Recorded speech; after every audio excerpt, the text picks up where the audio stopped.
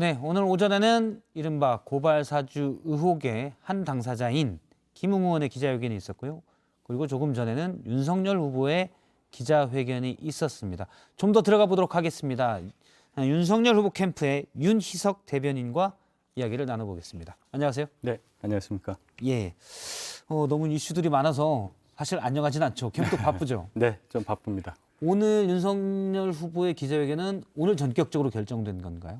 예, 저희가 사전에 일정 공지가 되잖아요. 예. 근데 오늘 아침까지도 그것에 대해서 저희가 알지 못했기 때문에 오늘 결정된 거라고 봐야 됩니다. 결정은 누가 하는 겁니까, 보통? 이런 정도의 사안이라면 후보 본인이 직접 네. 판단하시고 결정했다고 봅니다. 후보가 야 이거 가만 놔둬선 안 돼. 이겁니까? 아니면 해명할 게 있다? 아니면 반박할 게 있다? 어떤 거라고 보십니까?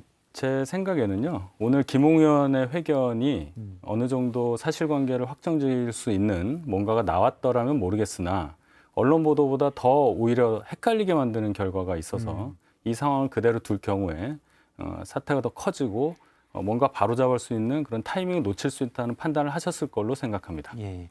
일부 언론 보도에 따르면 이제 김웅 의원이 애매모호한 또는 오락가락한 대답을 하자 윤 후보가 경로했다라는 표현이 있던데 맞습니까?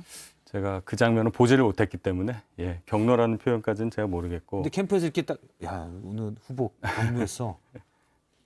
뭐 그런 얘기 할 수 있잖아요. 뭐 긍정적 반응은 아니셨겠죠. 아, 네. 알겠습니다. 그럼 본론으로 들어가도록 하겠습니다. 윤 후보는 오늘 이 기자회견에서 해당 고발장이 보도된 고발장이 괴문서라고 했습니다. 예. 출처가 불분명하고 작성자가 나와야 확인이 안 됐다라는 건데요.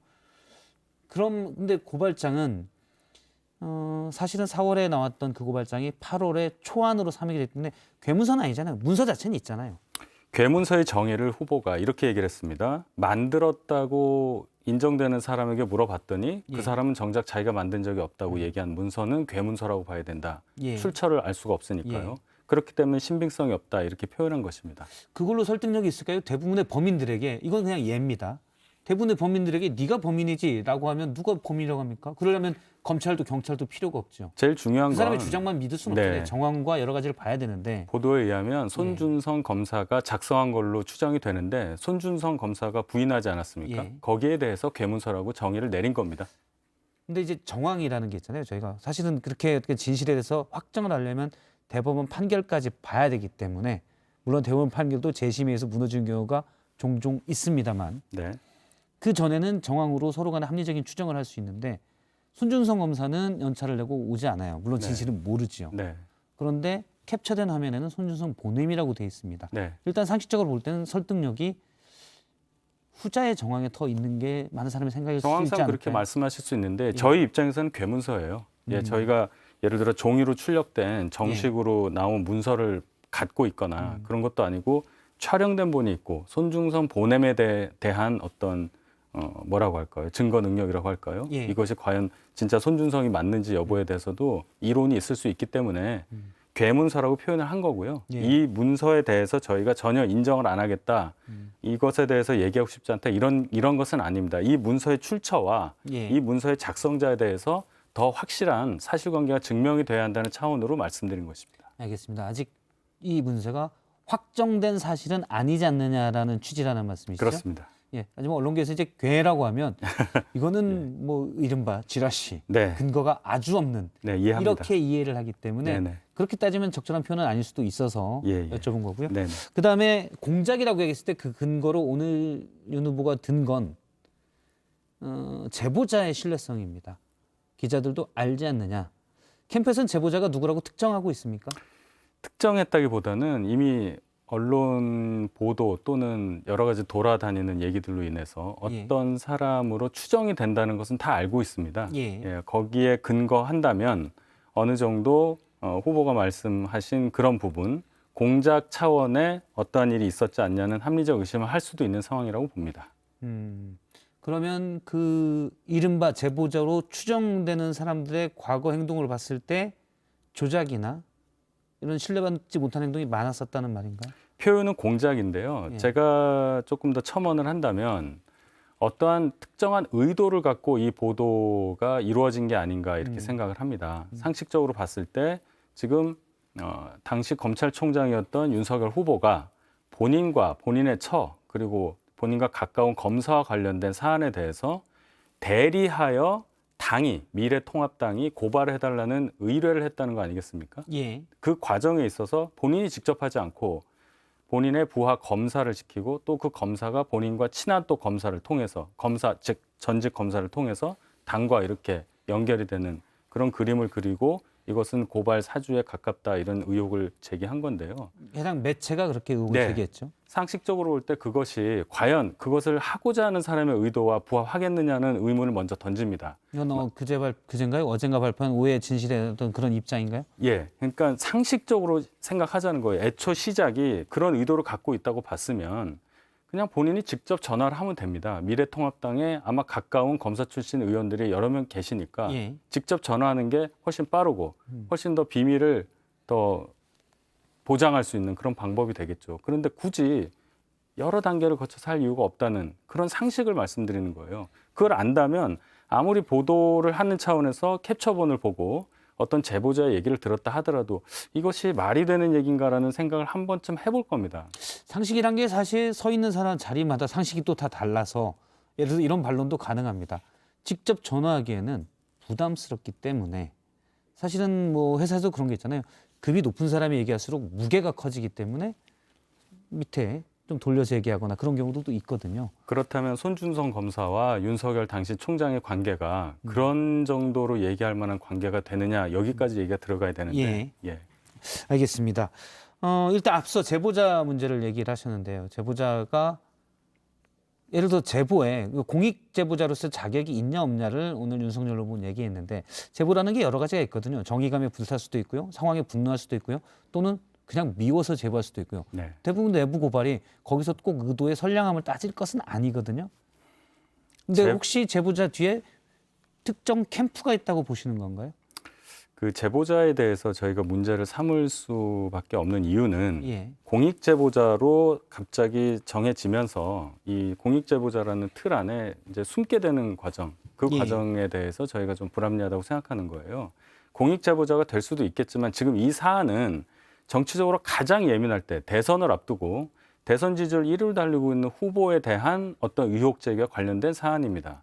따라서 제보의 종류는 여러 개 있을 수 있고 공익 제보자가 될 수 있는 자격은 뭐 넓다고 할 수 있겠지만은 예. 지금 이 시점에 이렇게 빨리 보통 한 60일 정도 걸려서 공익 제보자로 지정이 된다고 들었는데 며칠 만에 이렇게 서둘러서 공익 제보자라고 지정되는 과정 이런 여러 가지를 볼 때 저희가 어느 정도 문제 제기는 충분히 할 수 있는 사안이라고 생각합니다. 일단 제가 확인을 못해서 보도에 따르면 공익 제보자의 보호를 담당하는 권익위가 와서 공익 제보자의 이제 비밀 보호나 이런 부분들을 판단을 해야 되는데 아직 하진 않았다라고 보도가 된 바 있습니다. 그래서 이 제보자의 신원에 대해서 현재 공익 제보로서도 보호받는 제보는 좀 더 봐야 될 것 같고요. 네.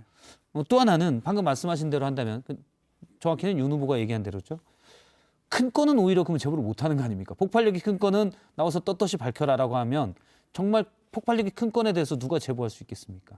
그 제보에 대해서 피해를 받는 입장에서는 공익의 여부를 판단할 수밖에 없어요. 아주 좁게. 예. 제가 말씀드렸듯이 이것은 정치적으로 너무나 큰 폭발력을 갖고 있는 사안입니다. 정치적이라는 얘기예요. 정치의 영역이 공익과 어느 정도 밀접한 관계가 있느냐? 그건 예. 또 다른 해석이 필요할 겁니다. 알겠습니다. 오늘 윤 후보가 국회로 나를 불러달라 이거는 국회 국정조사나 또는 현안 질의 뭐 본인이 그렇게 얘기했으니까요. 여기에 나가서 다 대답할 수 있다는 거죠. 그렇습니다. 예. 일단 제보에 대한 부분은 했고요. 좀 나눠서 얘기하면 앞서 고발장 자체의 부분. 처음에 이제 해당 매체 뉴스버스의 보도에 따르면 손중성 보냄으로 돼 있기 때문에 당시 손중성 수사정보정책관이 보내지 않았느냐라는 게 사실 합리적 의심이고요. 네. 그 부분에 대해서는 캠프에서는 어떻게 생각하십니까? 보냈냐 안 보냈느냐 여부, 김웅 의원이 누구한테 제보자라고 추정되는 사람한테 또 어떻게 전달했느냐 예. 여부, 또 제보가 어떻게 됐냐 여부는 솔직히 말해서 윤석열 후보와 아무 관계가 없어요. 이것은 김웅 의원과 제3자들 간에 그저 진실 게임에 불과합니다. 중요한 것은 과연 그 과정에 있어서 예를 들어 그 고발장이라고 하는 것, 전달됐다는 고발장의 작성 과정에서 윤석열 후보가 개입이 돼 있느냐의 여부입니다. 예. 그렇죠? 그런데 지금 나와 있는 보도 내용 어디를 보아도 윤석열 후보가 무엇을 했다는 주어로서의 사실관계 확인이 전혀 없습니다. 이것을 일단 뭐 예를 분리해서 들어 봐야 된다는 추미애 후보가 얘기입니다. 눈과 귀라고 얘기한 부분, 또는 그것도 수사정보정책관은 담당 직속 부대다 이런 부분들이란 말씀이신 거죠? 제가 알기로 직제상 보면 수사정보정책관은 대검 차장의 직속이지 대검에 있는 검찰총장의 예. 직속은 아닌 걸로 돼 있고요. 그걸 떠나서 이 말이 총장의 눈과 귀라는 단어를 씀으로써 완벽한 소위 말하는 오른팔, 예. 완전히 최측근 이런 의미로 덮어 씌우는 거 아니겠습니까? 해당 발언은 추미애 후보가 당시 간접적으로 윤석열 당시 총장 측에서 수사정보정책관은 나의 눈과 귀인데 유임시켜야 되지 않느냐라고 얘기해왔다고 간접적으로 얻었다고 추미애 후보가 주장한 겁니다. 예. 추미애 후보한테 물어봐야 되겠군요. 예. 그런데 그러면 손준성 검사가 당시 수사정보정책관이 해당 고발장을 만들어서 보냈을 가능성도 있다고 보십니까? 캠프에서는? 그렇게 보지 않습니다. 그러면 그거는 그냥 손준성 예를 검사가 들어 나는 아니라고 입장문을 냈기 때문입니까? 본인이 알아서 했었던지 본인이 예를 들어 과잉 충성을 하려고 했던지 예. 아니면 정치적으로 뭔가 공명심에 본인이 했을 가능성은 있겠죠. 그것까지 책임지라면 도의적 책임은 있습니다. 현직 검찰총장이었기 때문에. 예. 그런데 이것을 사주를 받아서 이 사람이 했겠느냐라는 여부를 물어보신다면 전혀 얘기가 달라요. 이분은 당시 2020년 작년 1월 8일에 소위 추미애 검찰 1차 대학살이 있었던 그날 대검에 옵니다. 예. 그리고 이 사건이 있었다고 저희가 보도된 대로 들으면 4월 3일 그날까지 불과 석 달도 되지 않는 근무 기간을 대검에서 보낸 분이에요. 손준성 검사. 예. 그런데 윤석열 후보가 검찰에서 검사로 재직한 게 거의 30년 가까이 되는데 가까운 검사들이 굉장히 많았을 거라고요. 그렇죠?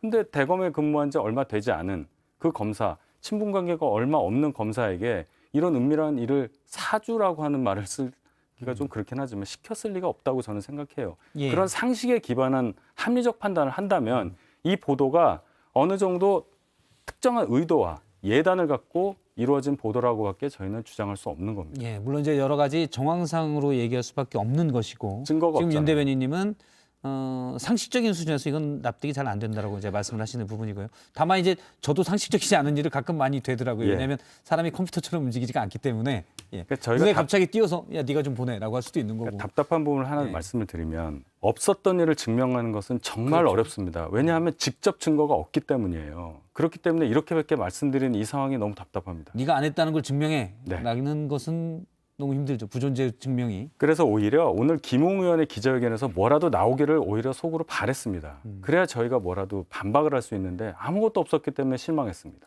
손준성 검사가 보냈을 가능성에 대해서는 일부 배제하지 않는 겁니까? 아니면 그냥 아예 난 상관없답니까? 난 신경 쓰지 않는다입니까?